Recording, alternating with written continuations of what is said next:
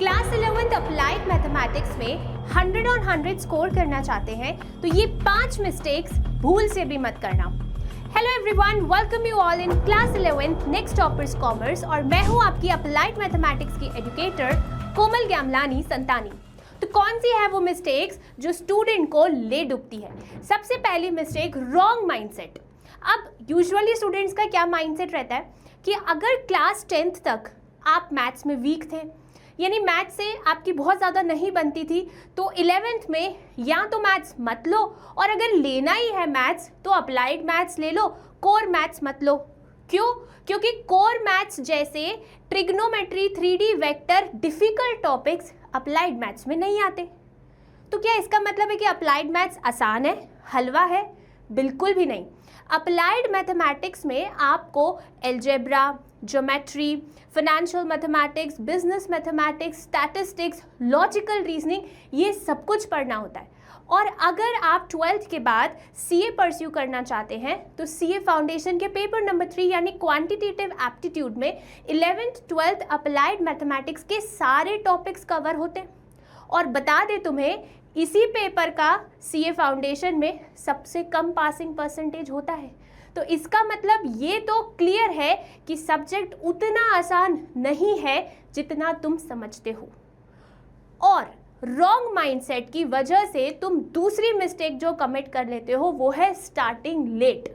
मतलब बच्चा यही सोचता है कि यार पेपर तो बहुत आसान है, आराम से पढ़ लेंगे, अभी तो गर्मी की छुट्टियां चल रही हैं, अभी तो हम 10th बोर्ड से फ्री हुए हैं, आराम से पढ़ लेंगे, धीरे धीरे पढ़ लेंगे, कोई टेंशन की बात नहीं है। और इस वजह से आप क्या करते हो? पढ़ाई को प्रोक्रास्टिनेट करते हो, सब्जेक्ट पे उतना ध्यान नहीं देते हो, और जैसे ही एग्ज़ाम पास में आता है आपकी नींद खुलती है और तब तक बैकलॉग्स का पहाड़ बन चुका होता है।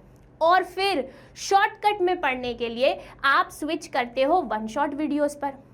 देखो, वन शॉट वीडियोस आपके लिए short term point of view के उससे तो सही है, ठीक है, लेकिन अगर आप इन डेप्थ कवरेज करना चाहते हो, डिटेल स्टडी करना चाहते हो, तो आपको अपने सब्जेक्ट को समय देना होगा, ठीक है। और स्पेशली जब तुम्हारा टारगेट 100 on 100 लाने का है तो आपको अर्ली स्टार्ट करना ही पड़ेगा, वहाँ पर शॉर्ट टर्म अप्रोच नहीं चलेगा।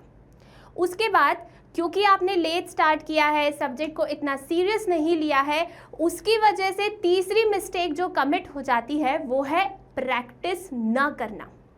पहले तो ये बात समझो कि अब आप क्लास 10th में नहीं रहे हो, अब आप क्लास 11th में आ गए हो, और 11th में आते से ही आप ऑडिट का काम ना कर दे। मतलब क्वेश्चंस को देखा, सॉल्यूशंस को देखा, अच्छा ऐसा होता है, ऐसा होता है, ऐसा होता है, और फिर बंद कर दी कॉपी। मैथ्स ऐसे नहीं होता है, मैथ्स प्रैक्टिस मांगता है। वो समय गया जब आप बहुत लिमिटेड नंबर ऑफ क्वेश्चंस करके बहुत अच्छा स्कोर लेके आ जाते थे। अब आप 11th में हैं, आपको ज़्यादा से ज़्यादा प्रैक्टिस करनी पड़ेगी, ज़्यादा से ज़्यादा वैरायटी कवर करनी पड़ेगी, और हर वैरायटी के अंदर आपको इतने क्वेश्चंस की प्रैक्टिस करनी होगी जब तक आप उस पर्टिकुलर टॉपिक वैरायटी के साथ कंफर्टेबल ना हो जाए। जैसे प्रैक्टिस की बात आती है, बच्चा बोलता है यार अप्लाइड मैथमेटिक्स की तो NCERT तक नहीं है, कहाँ से प्रैक्टिस करूँ? बेटा, जिसको करना होता है ना वो करता है, और जिसको नहीं करना होता है वो 10 एक्सक्यूजेस लेके बैठ जाता है। कितनी बार आपको बताया है कि भाई अप्लाइड मैथमेटिक्स के लिए CBSE ने सपोर्ट मटेरियल दिया हुआ है, वो आप उनकी एकेडमिक वेबसाइट से डाउनलोड कर सकते हो। उसके अलावा most preferred book for applied mathematics is ML Agarwal. कुछ books RD Sharma, ML Bhargav भी फॉलो करते हैं। इसके अलावा आपके पास सैम्पल पेपर है सॉल्व करने के लिए, तो कंटेंट आपके पास सफिशिएंट है। अनलिमिटेड कंटेंट हो जाता है ना तो भी आप पढ़ते नहीं हैं, है ना। जब PDFs डाउनलोड करके भर भर के रख लेते हैं और कभी साल भर में उनको देखते तक नहीं है। तो यहाँ आपके पास लिमिटेड कंटेंट ज़रूर है, पर वो सफिशिएंट है जिससे कि आप प्रैक्टिस कर सकते हो। अब जब प्रैक्टिस करने की बात आ रही है तो आपको ध्यान ये देना है कि आप प्रैक्टिस रेगुलर बेसिस पर करें, कंसिस्टेंटली करें। ऐसा नहीं कि एक हफ्ता बैठ के सब्जेक्ट पढ़ लिया, फिर 1 महीने तक उस सब्जेक्ट को देखा ही नहीं, फिर एग्ज़ाम के समय याद आता है कि यार ये भी एक सब्जेक्ट था, फिर आराम से बुक खोलते हैं और बुक तुम्हें क्या बोलती है? भाग यहाँ से, निकल यहाँ से। तो अगर ऐसी नौबत नहीं चाहते हो तो इसलिए रेगुलर बेसिस पर प्रैक्टिस करो, ज़्यादा से ज़्यादा प्रैक्टिस करो, क्योंकि मैथ्स प्रैक्टिस से ही बनेगा। उसके बाद नेक्स्ट मिस्टेक जो स्टूडेंट्स करते हैं वो है लास्ट मिनट रिवीजन। आप भले जल्दी स्टार्ट कर लें, आप भले रिगरस प्रैक्टिस कर लें क्वेश्चंस की, लेकिन अगर आप ये सोच के बैठे हैं कि आप एग्ज़ाम टाइम पर रिवीजन करने वाले हैं तो अनफॉर्चुनेटली एग्ज़ाम के समय आपकी हालत गजनी जैसी होने वाली है। आप गजनी बनने वाले हो, जी हाँ।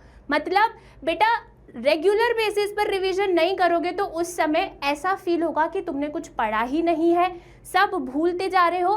तो अगर गजनी नहीं बनना है तो वो सब कुछ करना पड़ेगा जो गजनी किया करता था। मतलब क्या मैम बॉडी पर टैटू बना ले फॉर्मूलेस का? नहीं, बिल्कुल नहीं।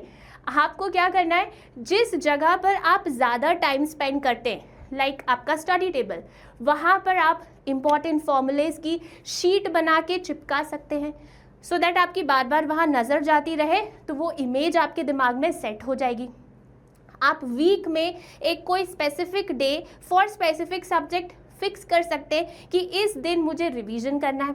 अब जब रिवीजन की बात आती है तो यूजुअली बच्चे बोलते हैं कि यार मैम हमारे पास तो टाइम ही नहीं है रिवीजन करने के लिए, क्योंकि उनको लगता है कि रिवीजन मतलब क्या होता है, सारे चैप्टर्स के क्वेश्चंस फिर से सॉल्व करो, सारे कॉन्सेप्ट्स फिर से रिवाइज करो।